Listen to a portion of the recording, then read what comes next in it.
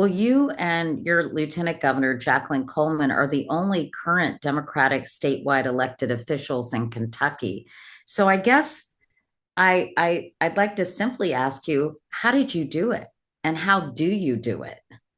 I think the way we do it is really three things and then effort. But those things are first recognizing that people aren't as political as we think that they are.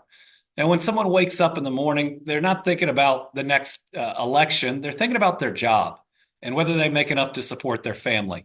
They're thinking about their next doctor's appointment for themselves or their parents or their kids.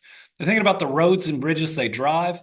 They're thinking about the public school they drop their kids off at, and they're thinking about whether they feel safe in their neighborhood and in their community. And so I spend 80% of my time focused on those core concerns and areas. And the great part about it is when we do better in those areas, and we have across the board in Kentucky, we lift everybody up, Democrats, Republicans, and independents.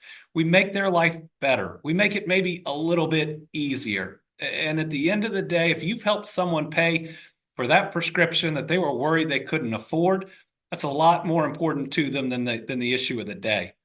I think the second piece is I talk to people like they're people. I mean, we talk to people and not at them.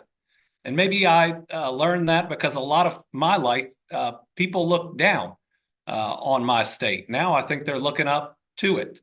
But we've allowed well-meaning advocacy speak to creep in and sanitize our language in ways where we're no longer communicating with emotion.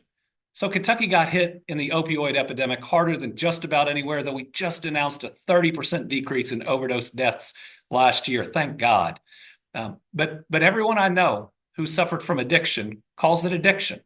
They don't call it substance use disorder. And if you talk to them, they say it cheapens how difficult it is, how emotional it is to go through, and how hard the fight is.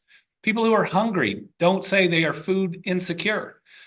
We don't normally call our inmates our justice involved population. You know, we can't sound like professors because if people want to trust you, they've got to feel like they know you. And that's not how we talk to people that we know.